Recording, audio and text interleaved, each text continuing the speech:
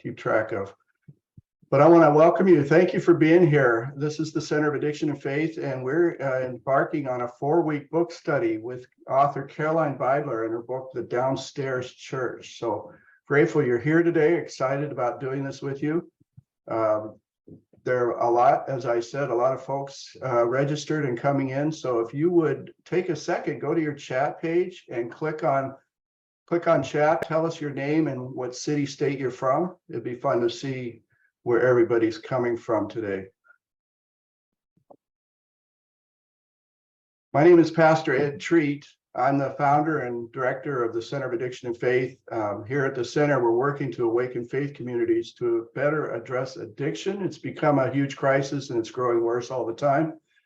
And we have this vision that there's a church on every street corner in this country. And if they all began to start doing something about addiction, we could have a huge impact. We could better address the problem of addiction. We could save a lot of young lives. We could reduce crime, we could reduce homelessness, reduce incarceration rates, and so much more. Addiction is actually tied to nearly every social issue there is today. And so it's a big problem that we all need to take part in. During our webinar today, if you have any questions, you can put them in the chat page. We'll try to get to as many of them as possible. Now, I'd like to invite you all to pause for a moment of silence. I'd like you to consider those who are suffering from addiction, and we'll follow that with prayer.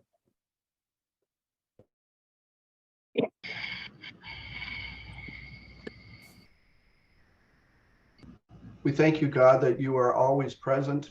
You're always there, always loving us.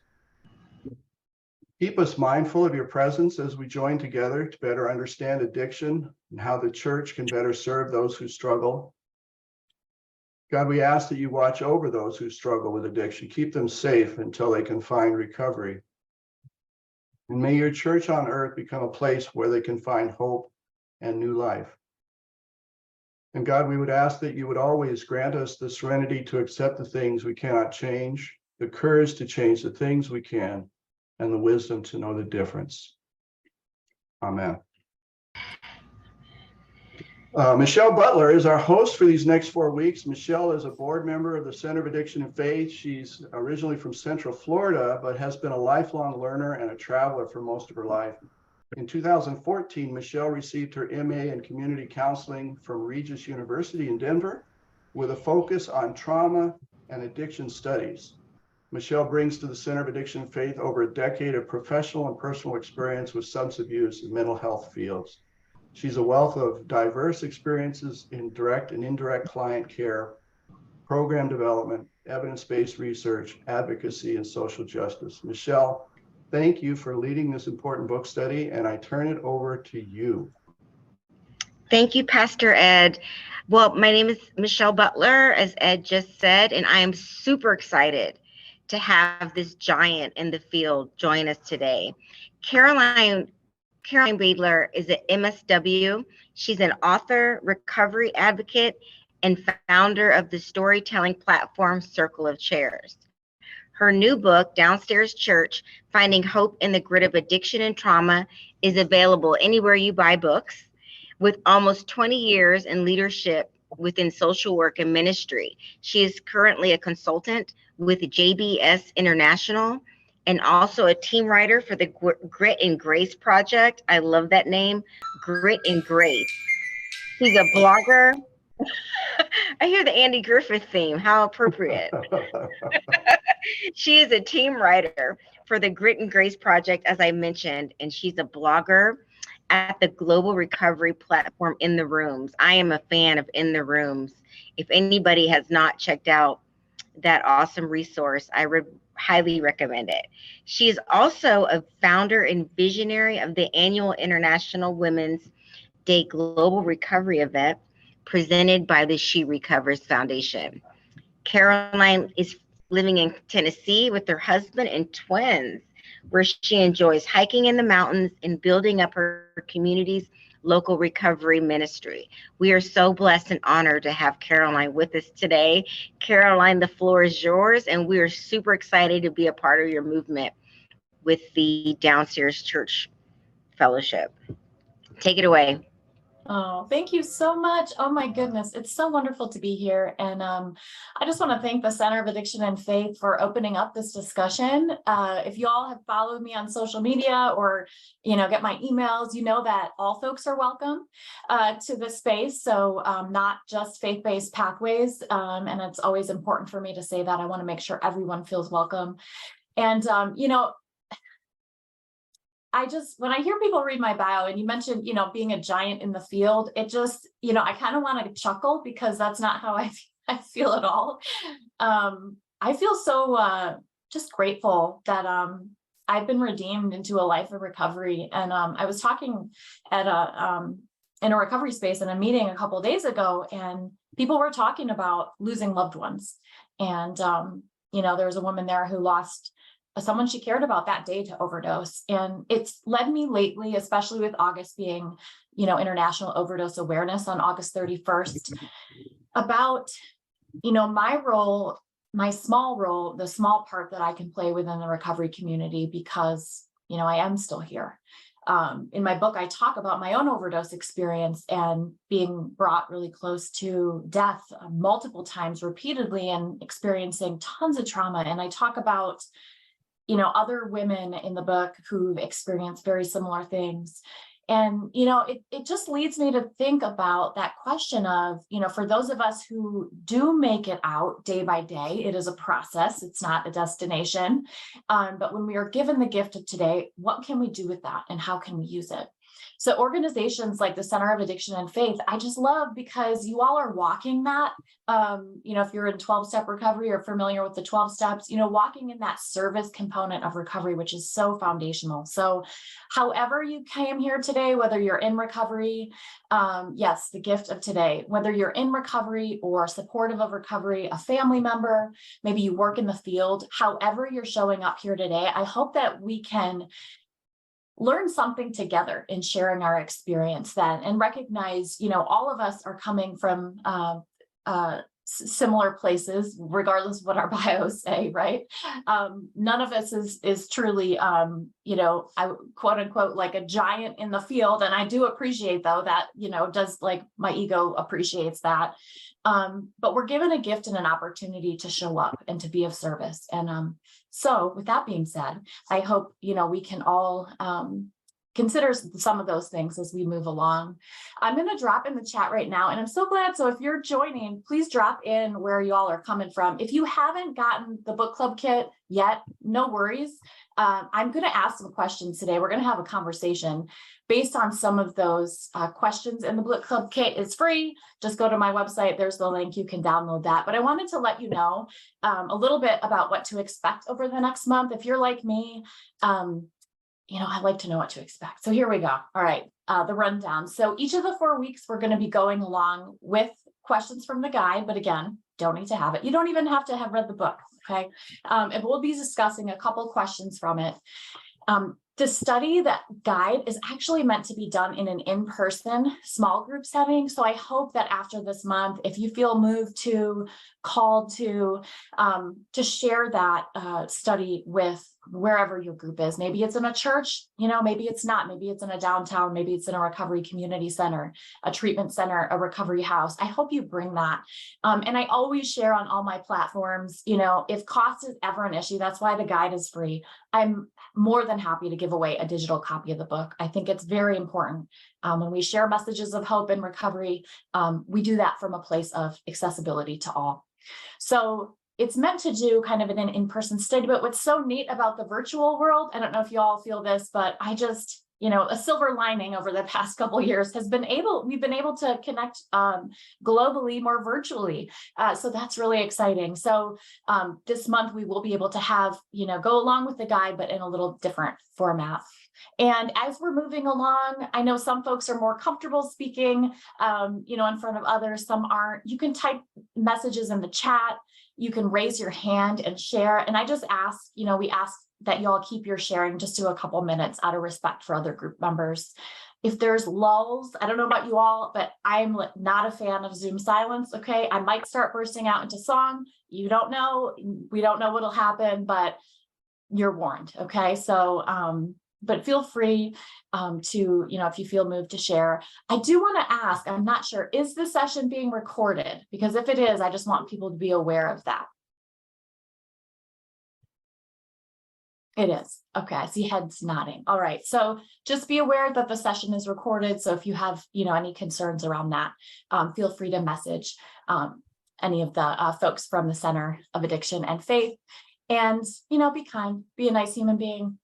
But feel free to, this is a space, hopefully, where we can get vulnerable, we can get real, and we can ask some tough questions. So again, welcome everyone. And I'm curious if anyone feels like sharing if they've read the book. And even if you haven't, what do you hope to get out of the next month, out of the next couple of weeks? What do you hope to get out of this time? And again, you can jump into chat, you can raise your hand, you can shout it out, popcorn style, if you're familiar with that phrase in meetings. I love that. But feel free to just chime in.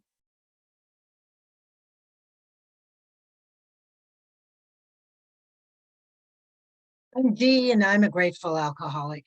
I am starting a group at our church and trying to do what this book talks about, bringing the downstairs church up and to talk real with everyone. And I'm excited. We've got 30 people signed up, and we're having our first kind of real meeting at the end of August. So this might be a good book for us to utilize as a group to get started and talk more about that. We've done a survey and everybody's in agreement, addiction's issue, but where do we go? So we're going to do just lots of things.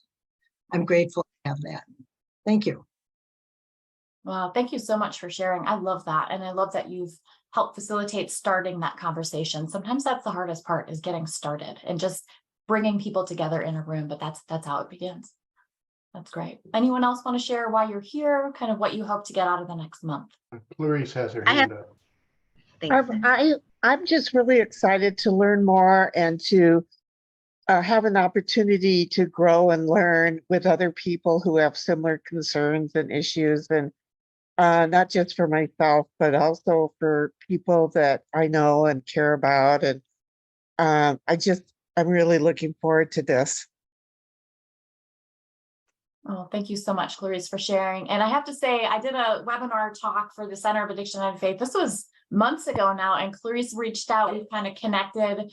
And I just love that, the way that, these places can facilitate connections that go beyond, the screen and beyond meeting. Great. Thank you so much for sharing. Anyone else want to pop in? I think we have a message in chat as well. Let's see what Janet says. I'm on chapter 3 in the book, and I'm just wanting to learn more about incorporating the downstairs and upstairs churches and reaching out to those not in recovery yet.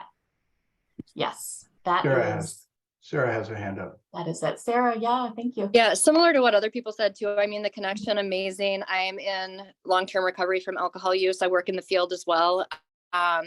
And my church, I just feel stalled. Like, how do we help it be a trauma-informed space? I feel like they don't want to talk about recovery. I'm like over here, like telling my story and waving my hands like constantly at my church. And they never even told me that they have an AA meeting, on Monday nights, a women's group. And I'm like, what's the disconnect? So I did send a link about your book to my church leaders, and just hope to just really spark that discussion on what are the barriers to being trauma informed, to meeting people where they're at, the grit and the grades, right? Like you say in your book. I mean, I just, the book, like reading that and having this opportunity came at such a good time for me, and just support in, do I move forward in that space? Do I look for a different church, like where we can really connect the two? Because I found, I came back to church because of AA, because of meetings and spirituality and things like that. And I still have a lot of difficulty with religion. So yeah, just that balance and finding next steps. So glad to be here. Oh, Sarah, thank you so much for sharing that. And I'm so glad. It sounds like you've been really persistent. Like you feel this movement maybe in your heart. Like, I feel like I need to do something. The church needs to be doing something different, contacting church leadership, but just being obedient, or, some folks don't like that word. I don't usually like that word, but, moving and answering that call to do something in the space. And really, that's one of the reasons I wrote the book. It was like, I just felt it so much on my heart When I first moved, I live in Eastern Tennessee now. I'm originally from the Midwest. And when I first moved here, I knew I wanted to get involved in recovery, in the recovery space, because I was really involved in advocacy and different things in Wisconsin when I lived there. And so we moved to this small town, and I'm like making Excel spreadsheets of, city council and church members, and like trying to pull people together. Like, what are we doing for recovery?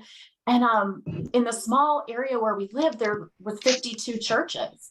And I was like, wow, there are more churches in the small area, which is really cool, than like bars that were, in the city where I lived in. Like, this is incredible. This is a huge like resource that, we can all come together and, and I really tried to pull people in, but I encountered some of the same issues, that whether it's stigma or just not having the information, there is some sort of disconnect. And I wish I had answers for that. I don't have time. I don't feel like we really have time in this space, because we're losing people every day to try to find out those answers. But what can we do in terms of moving forward, building community and seeking solutions? So I love that. All right. Well, if anyone else wants to jump in, feel free to shoot, So, yeah. Is it Shayla or Sheila had a comment in the chat that she is looking forward to connection, which is great. Thank you. Yeah, thank you so much for your persistence in getting that Zoom link. Clarice, yeah? Yes. Yesterday or the day before, there was an article in the New York Times about how church membership has declined. And that is really a concern to me, because I think the church can be a safe place for people who are in recovery. And I'm not exactly sure how that fits in, but I just thought, if you haven't seen this article in the New York Times, I think it was very important, especially as we try to encourage and promote recovery within the church setting.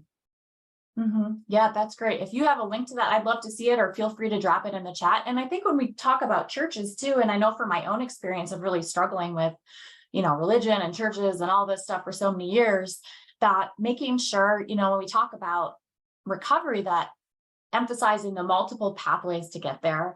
And that, I don't know, I just remember wondering when I started I was a part of a recovery pathway, and we met in the downstairs of the church. We were always downstairs in the building. And I remember wondering to myself, like, why are we down here? Why aren't we upstairs? I love that some of you, it sounds like you're here because you're trying to kind of figure that out. And maybe some of you are here and just are completely turned off by church and the whole thing, which I totally get that. I'm raising my hand. I wrote an article, it's like one of my most read articles.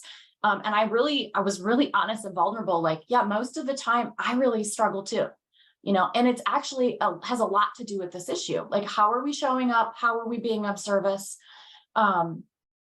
And anyways, I just want to create a space for everyone, whether you're like seeking or, some information, or just not quite sure, or frankly, angry at organized religion, wherever we are, like, we're all here, we're showing up, and I love it. So with that, I think, all right, everyone, here's got my reading glasses on. I'm going to do a little reading.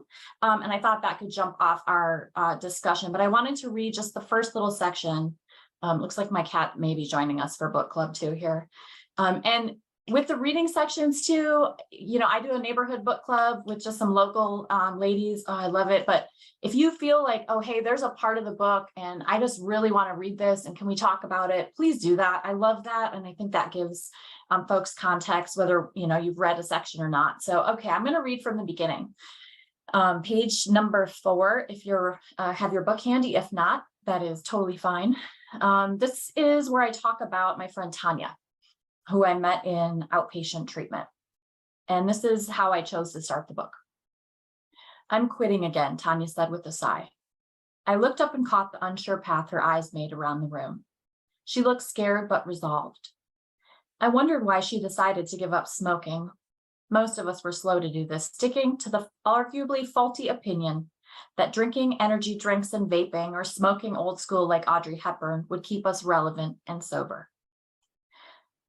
Tanya smelled like Starbucks and was slumped in the black pleather chair next to mine, twirling a cinnamon stick between 2 fingers. And she had a messy updo, the unintentional kind, and wore an oversized sweatshirt with shiny black leggings.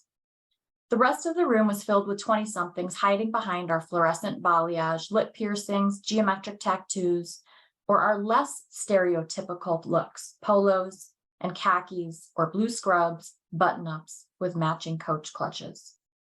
Hardly anyone made eye contact, including me. We kept our eyes fixed on the worn, dirty carpeting in front of us, not really indifferent, but looking the part. We each took our turn as the invisible baton was passed to the next person in the lopsided circle, and we introduced ourselves by saying our name, our drug of choice, and how many days we had in recovery. Most of the group had been together for a while, though occasionally newcomers would walk in even more sheepishly than we did, terrified about what it was going to be like to have to tell the most shameful parts of our life stories to a room full of strangers. It was interesting, though, that the more we came back and showed up week after week, the easier it was to be honest. And the way we introduced ourselves had a strange way of making me feel at home. All right, I'm going to stop there.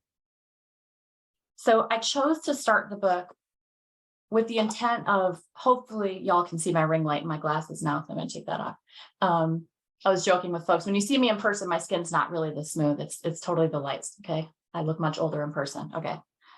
That's a side note. But I chose to start the book with this because I wanted to give folks a picture of just that place of a recovery meeting. You know, if anyone has been there, that open circle of chairs, the place of vulnerability. And I remember what was so interesting for me when I first went into recovery is that it wasn't the people that I thought like would be there. You know, like I talked about, there were nurses, there were police officers, there were teachers, there were lawyers, there were doctors, there were, you know, it wasn't just like the stereotypical vision of what someone with addiction looked like. And I'm curious your thoughts on, you know, if you read the beginning of the book, how that may have hit you. And if you haven't read the book either, you know, just your thoughts on maybe this way that we approach or look at folks in recovery or addiction, you know, in general.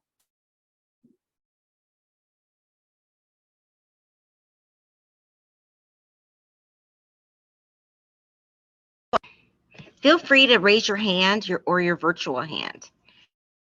But Caroline, I'll jump in here real quick.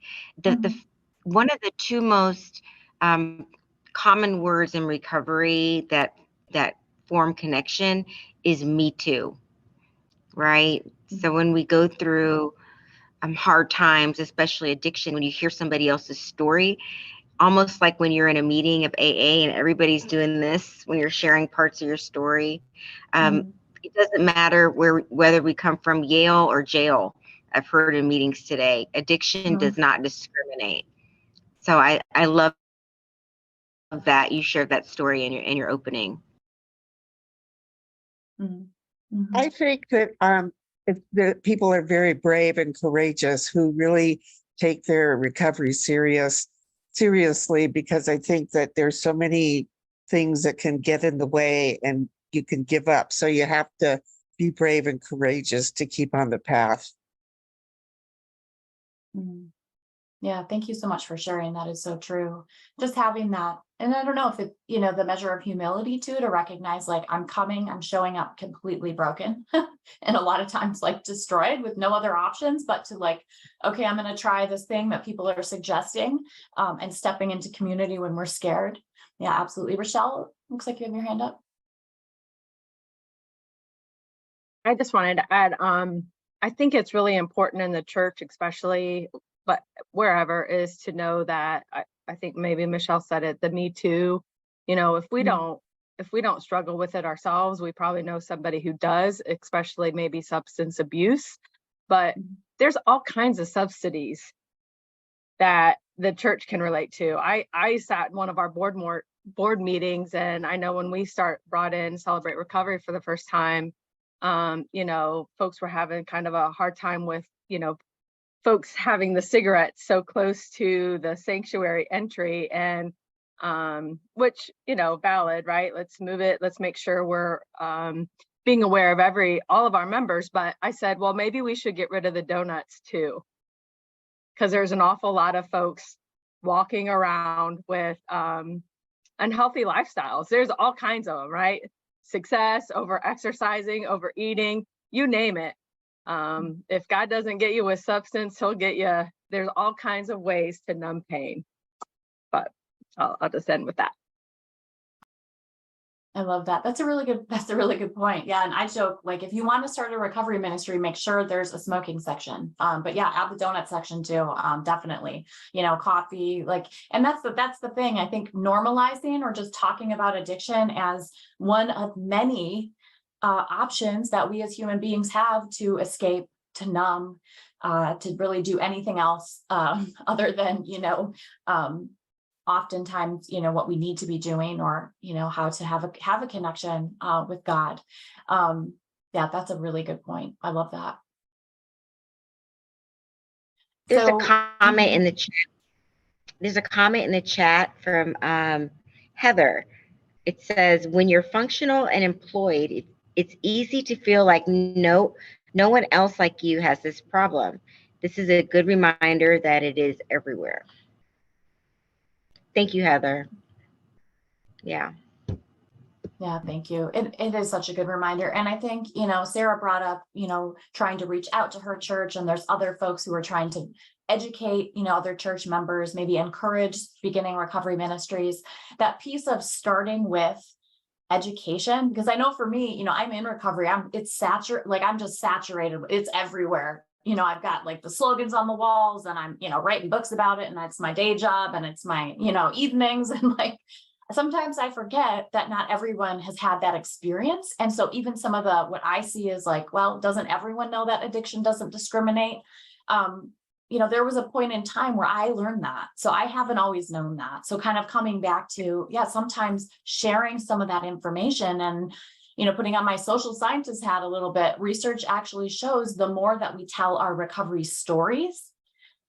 So, if you do have hosts, maybe an event for Recovery Month in your community, and inviting people, having places where people can see recovery stories shared, not just in the church basement setting, but maybe the town square or in the sanctuary. Our church just hosted a Faith and Recovery Day where we invited the community, where people can hear stories of recovery, put a face and a voice to recovery.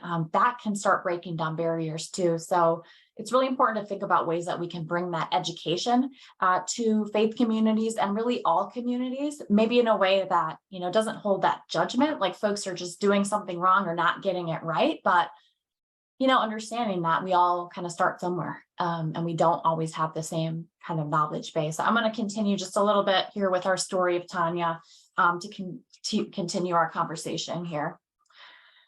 All right, so from the recovery circle, the circle of chairs. So later that evening, when the sharing circled back to Tanya, she went on to tell our group what she was facing and how terrified she was. It wasn't just about the cigarettes. In a few short months, she was going to prison for her 6th driving under the influence, or DUI, and she just found out she was pregnant. I'm not sure how long I'll have with the baby, and her voice fell into tears. The room echoed silence as we let the gravity of what she said sink in. And this wasn't a Netflix series like Orange is the New Black. This was real life and the tough reality. What she was saying could have easily been any of our stories, and it could have been me. It turned out that she only had 24 hours after she gave birth to be with her precious baby girl. And after these short hours, she was shackled and taken back to the prison from the hospital. She will never forget the sound of her baby crying as she was escorted down the cavernous hall, the way the leather and metal chains dug into her wrists, the smell of sweat and antiseptic. The way all she wanted to do was scream as loud as her baby screamed, to make the walls fall down around her so she could scoop her daughter up like a baby chick and fly away. Tanya spent another 9 months in prison waiting without her. I looked around the room at the ragtag bunch of us that were gathered there like tiny hatchlings who had fallen out of the nest but somehow survived. We were scared, unsure.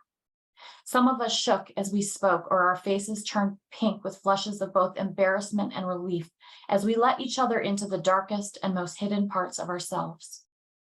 Being brought to your knees by addiction is an excruciating yet freeing thing. All of the hard facades developed over time, the I'm okay, see, look how together I am, none of this stands on firm ground.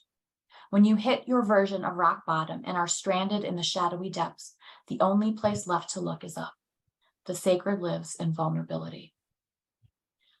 Now, even when I read this, I think about Tanya, and now I had a conversation with Tanya. I've known her for years, and you know, obviously said, I want to include, you know, part of this story in your book. And so she helped me, and we kind of went back and forth, and she read it, and I wanted to make sure I captured it correctly, and of course had her okay to use it in the book and have it, because it was just that picture of this experience that I wanted people to be able to experience as well, as much as, you know, you can in reading a book, but just maybe paint this picture of what she was going through, and highlight in a more human way, again, sharing stories of recovery, that so many people, so many women right now in this country, actually, there's recent studies that have come out, there are more women being incarcerated today because of substance use related issues than ever before.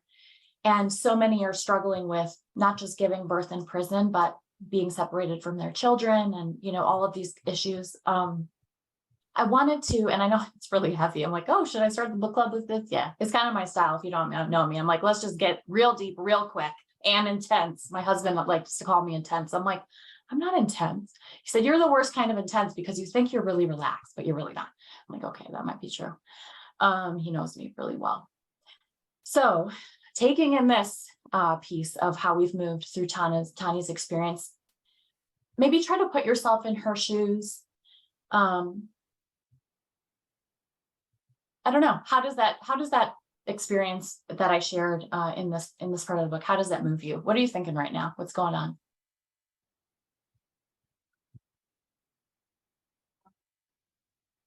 I think about, but for the grace of God, because I've rehashed stories and situations that I was in, and, you know, but for the grace of God, that could have been me, you know, and it wasn't. And yet as much as I hear you say, ready to scream to everybody, you know, that, you know, you were in addiction, and I recently had to go, before we have a large congregation, and talk to multiple groups, that I'm an alcoholic.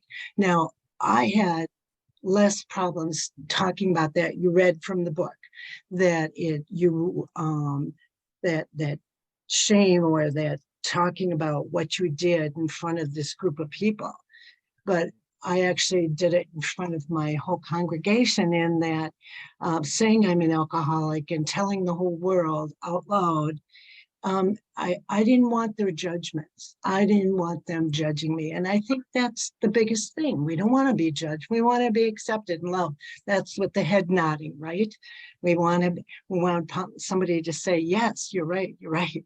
And instead, you know, I've got this congregation that's looking at me, oh. And so that was harder for me to do, with a lot of years sobriety, than going into a meeting anytime where I know I'm loved. I mean, those meetings are a place where, that's reprieve, that's love, that's a safe place. And you go out in the public, and you go to your churches, and that no longer is a safe place, because we know the church is filled with a lot of different kinds of people, and some more positive, some more negative. And the one worried about the ashes, I love what, I think it was Rachel said about worrying about the ash butts, you know, or the cigarette butts, and not worrying about donuts, you know, and stuff. So all those things that connect with me, and saying me too, in that we as women have gone through so much in not only facing what could have happened, did happen, and then, you know, and being able to go out there and share it with the public, and where they're not necessarily going to accept what you have to say, you know. And another one of the gals talked about her church is not listening to, and how do we, they all say there's a problem, but somebody else should fix it. How do we, as I saw you had transition as a key thing today, and how do we as people in addiction stimulate and encourage people that are not, to take some action, to, and to realize that it could be you, it could be your family, and Mhm. look on it together.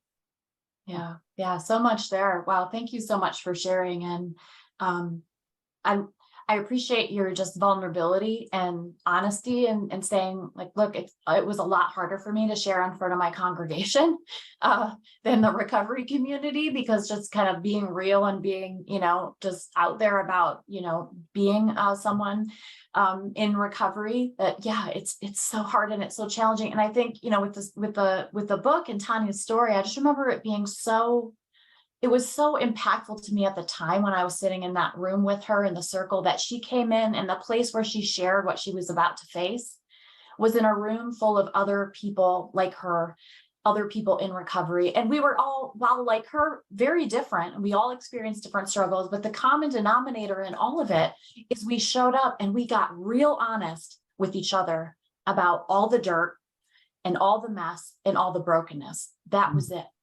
And yeah, yeah. So, I wonder what that would look like in different settings, right? Not just in recovery spaces, but how do you move that vulnerability and real into other places? And I know there's a lot of faith communities and other communities that do an incredible job with that, with small groups and, women's ministries and other things. Yeah, house churches. But for me, it's always been, and especially lately after writing this book, writing is an interesting process, because I feel like more is revealed. It's like, I go in thinking I'm going to write about this thing I know, and I come out the other end of it like, wow, I have so many more questions. And it just was a completely different experience than what I was anticipating, which is classic life, Clarice, yeah. What really concerns me is the baby and the intergenerational trauma that may occur with the baby as they grow older, not having been with the mother, et cetera, et cetera. And I just think that alcoholism and abuse can be very intergenerational, yeah. Yeah, thank you for sharing that. And Clarice and I connected around that topic. And yeah, just so you all know, I don't know if I've shared this publicly yet, but I'm in the process of my second book, and that's actually looking at that intergenerational trauma piece with addiction and how, to break those cycles. But yeah, that's a really important. And, I know Tanya today, she works, as I talk about in the end of the book, she's still in recovery from that space, in that circle of sharing. Her daughter is in elementary school, is beautiful, very smart. And Tanya works for a nonprofit that distributes naloxone, which is a life-saving opioid overdose reversal medication, is a recovery advocate, and just a beautiful picture of what can happen, in recovery. And how interesting that maybe part of her recovery process, that it started right in that space, in that circle of chairs, in that vulnerable place, in that real place. And I just want to recognize the time here. Another question, just with another, in chapter 5, moving into, and staying in kind of this topic of vulnerability. I'm curious, and now, again, we're kind of we may be moving into this space, y'all. I don't know if you're going to get uncomfortable. You might. I'm feeling uncomfortable. I don't know. Did you all know I don't like to be a public speaker? I'm just going to say that out loud. Okay, I get real nervous. So it's hard for me to be vulnerable too. Anyways, but is it difficult? So Caroline, before you move on, we had a comment from Jessie, which sort of corresponds with what you're talking about. She writes, most people in church are not willing to be vulnerable and honest, like that mask, right? Like everything's holy.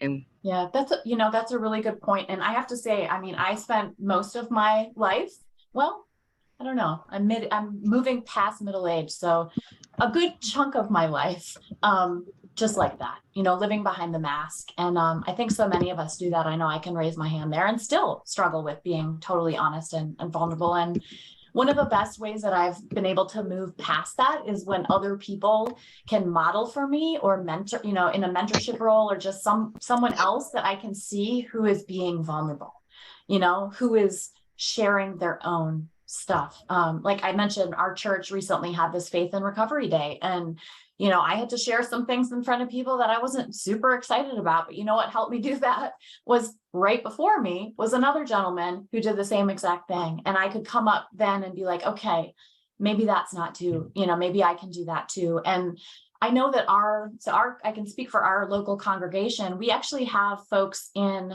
who don't identify as in recovery, who are attending our weekly speaker meetings, and not just attending them once, but continuing to come back.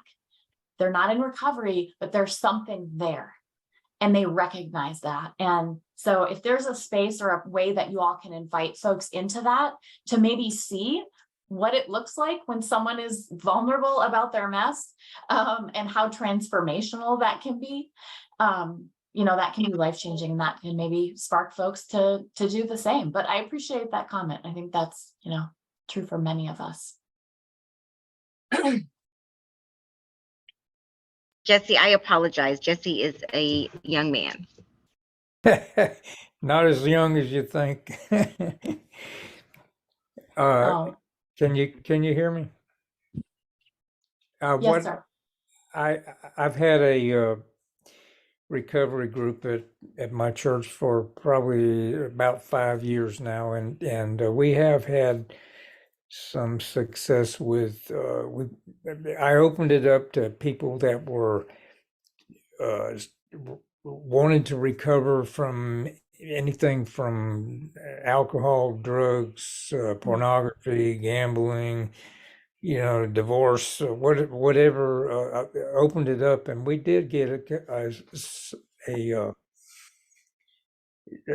somebody was addicted to gambling, a heroin addict who was actually just starting in recovery, and it was similar to that girl you just told a story about she had a baby right before she went to prison, and we over the years we through prayer and helping her out, she's been able to get that child back into her life. She got married to another guy in the church who was also recovering. It's a beautiful story, but it takes a long effort to stick with somebody like that, and to get them to stick with it, and I just haven't found. Actually, I think our meeting is downstairs in a church, and so the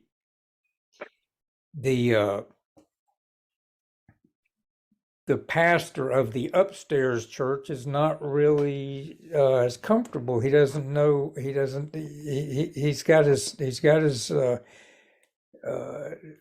format, so to speak, for church, and he talks about vulnerability and stuff like that. But he's I don't know. I don't want to disparage pastors, but he's got his lane that he's in, and it's hard for him to come out of that lane and to even join the recovery group to see what's going on.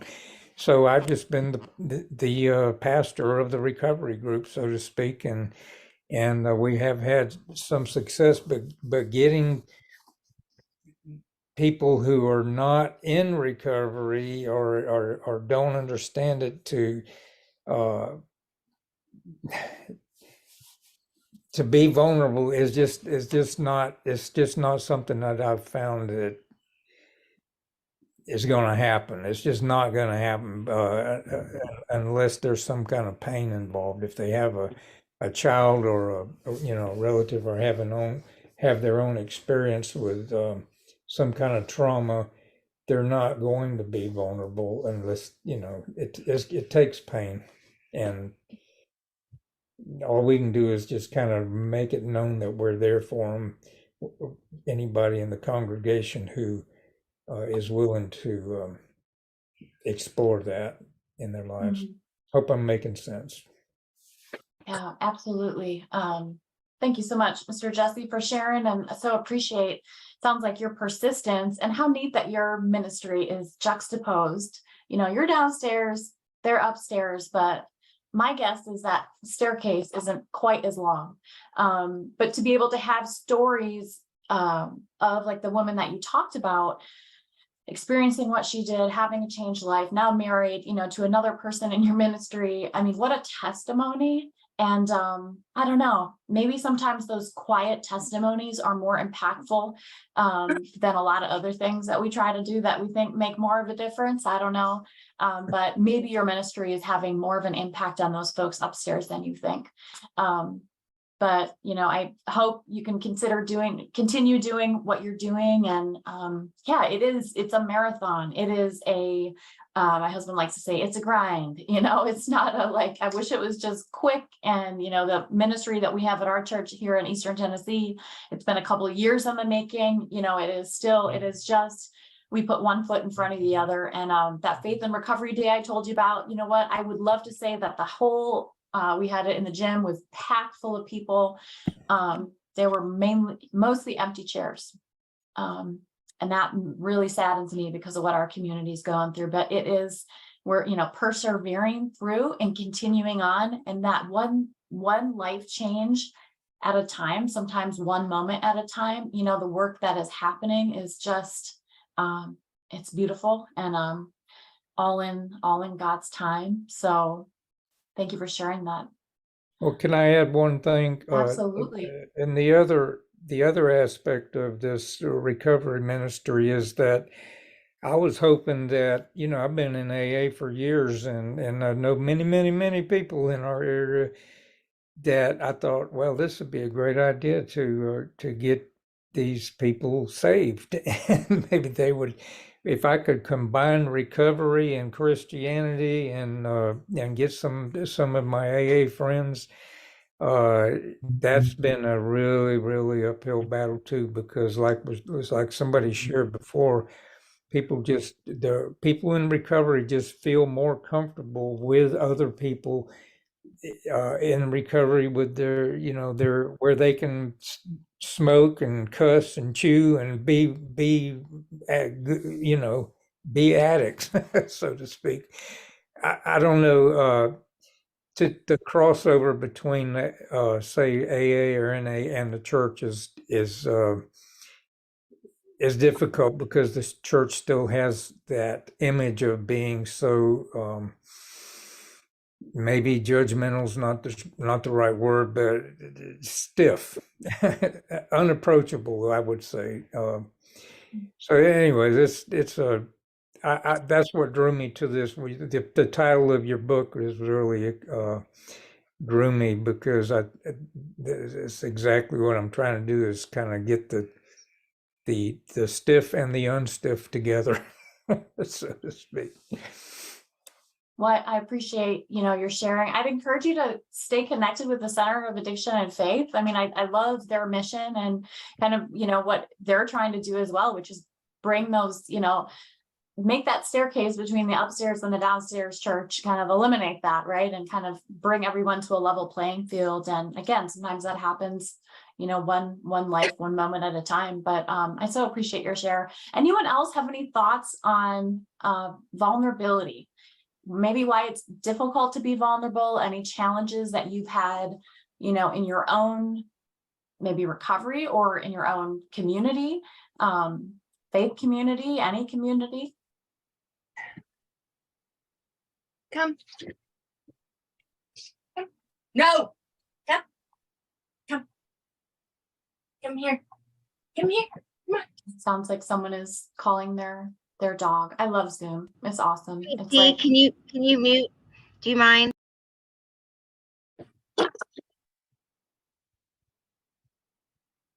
I'm not. I am so sorry. I thought it was muted. My apologies. no, you're fine. I think it's a welcome interruption. Like I said, I have issue with silence. So if we can have more of those awkward Zoom interruptions, I say let's do it. Let's do it. Or again, I may start singing. So we do not want that to happen. Well, I'll share just quickly a story. So in our small town, we have a little monthly newspaper that comes out called, you know, the town where we live, and it's The Neighbors, you know, so every month you get to see a family on the cover, and usually it's really, you know, it's fluffy. It's like, oh, this is a beautiful, they're always these picture perfect families, and someone's, you know, a astrophysicist, and then, you know, the woman is just this like amazing person that does all this stuff in the community and like bakes cookies every night, and you know, it's just like, wow. Well, The Neighbors reached out and said they wanted to put, us and feature us in the magazine. And I was like, well, this is an interesting opportunity. And so I talked to my husband and I said, how would you feel if I talked about my addiction? And he was like, you always got to do that. I'm like, but this is an opportunity because, the stigma piece, right? And so anyways, we did the interview and had the article, and yeah, I'm really open about what's going on. I talk about the book, and then I started thinking, oh my goodness, this means that all of my neighbors, those who just know me as like, the mom down the street that wears the baseball hat, who drives a minivan and does, who don't really know me, everyone is going to know in our small town. And even as I say that, I'm like, why did I do this? I say that because I felt moved to be really vulnerable, and not just like in the comfort of my recovery space, in that circle where I feel comfortable, where we can all kind of wear our brokenness on our sleeves and we're all doing it. So it's cool. Like you said, we're smoking, we're drinking. Well, I quit smoking, but still miss it someday. It's going to be real. But to do it in a way that like it costs something, like it hurts. It is not easy. And I'm like kind of tearing up here. You can't see it again, the Zoom filter. But it costs something to be so vulnerable sometimes in spaces that really maybe don't feel super safe, or that you're like moved to do that in a way, like the woman who talked about sharing in front of her congregation, not just her recovery space, but like all of the church folk, like the Sunday folk. It's scary. And I'll keep you updated, because I think it actually may be at our mailbox today. I'll let you know next week, y'all, what happens. But anyways, yeah, sometimes vulnerability costs something, doesn't it? Anyone else have any comments on that? Or maybe the benefit in trying to bring just that gift of vulnerability, not to sound too like Brene Brownie. I don't know if that's a book by her, but it sounds like it should be. But like, what would it mean to bring that gift of realness and honesty into more spaces, into more communities, faith communities?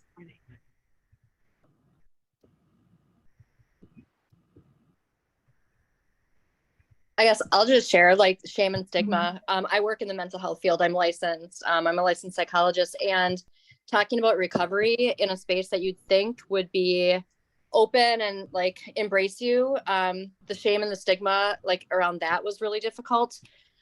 Sharing in front of my church, I shared at a women's retreat, and that was really hard. But, I feel like getting more comfortable in my recovery, like to be able to start to recover out loud, like now, like my history, like I've lost custody of my older son, incarceration, things like that.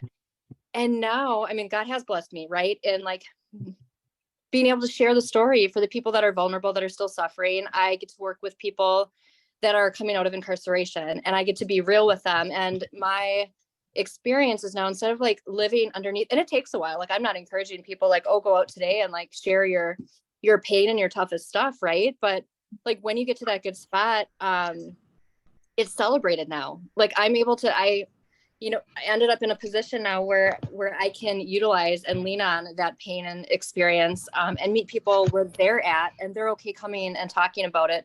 But I think it's for the people that get to that spot and can be brave and speak up. I mean, whether it is in our churches, in our professions, when people hear that, they know that there's hope. And I think that's the biggest thing we can do. But it's hard. It's really hard. I know, right? And I appreciate you saying that about addiction treatment, because I can relate to that. I had an internship when I went back to school for my degree in social work at a VA hospital. And I was just really saddened by the level of stigma that certain like treatment professionals had, mainly around this idea that folks weren't going to get better. Folks who were coming in a lot. And I hear that a lot, like with first responders, they see so many overdoses that there's almost this fatigue or like doubt of, will someone get better? Can someone get better? So to combat that with stories of recovery and hope, right? Because that isn't the truth. That's not actually what's happening. I mean, I can understand so much how people get there. And I've worked with other women too, where it's like, oh, can't you, just can't you just get recovery? Like, don't go back or don't date that guy. Like, don't do that thing again. Are you going to get better at all? Confronting that with, first of all, the truth and hope that's in recovery, and also the truth and reality that recovery is possible, and that, God can do impossible things. Like, I'm a living example. God can do impossible things through our story, through our recovery journey. Thank you for sharing that. Anyone else have any closing thoughts? Wow, it looks like we are almost at the hour, and I just want to be mindful of our time together. Clarice? I just have a practical question. Each week, do we go into the same Zoom, or do you send out a new Zoom each week? Yeah, that would be a great question. Michelle, Katie, I'm pretty sure it's the same Zoom, but if Katie could confirm, she's our behind the scenes tech guru. Katie, are you there? Yeah, it should be the same Zoom. It's a bunch of meetings on the same link. Okay. Great. Thanks, Clarice. Thank you. well, thank you all so much. So next week, I just have to warn you, it may be a little different. I don't know. We'll see. I'm going to build some suspense here. I've got my jazz hands. All right. We don't know what's going to happen next week, but it may be different. But we will still be here at this time. The topic is about finding meaning in a shared story. So I really hope, that if you've got your book, continue reading it, find some places, if you have your copy, maybe some quotes or just different sections that jump out at you around this concept of a shared story. Again, if you can't access a book or have it yet for any reason, please email me, and I will send you a free digital copy. And invite your friends. We're here, we're doing this. I don't know how you all feel. I feel like I was really vulnerable today, so I feel like it was a good exercise for me, and I didn't have to sing, so thank you so much for that. And don't forget to, you can access the small group guide. I'm going to drop it in the chat one more time. With that, any closing thoughts from the Center of Addiction and Faith?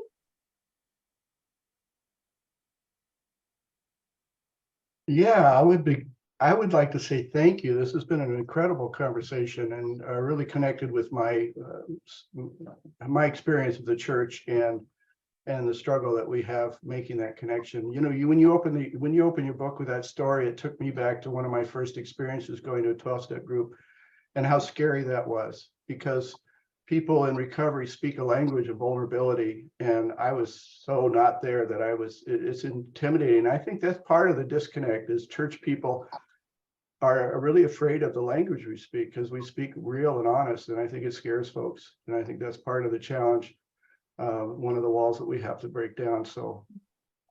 But thank you, Caroline. This has been terrific, and I'm looking forward to next week already. And I'm just a little bit disappointed that we didn't get to hear you sing. So I'm hoping that could happen in a future episode. Just a reminder to everyone, we have this incredible conference coming up in October 5 through 7.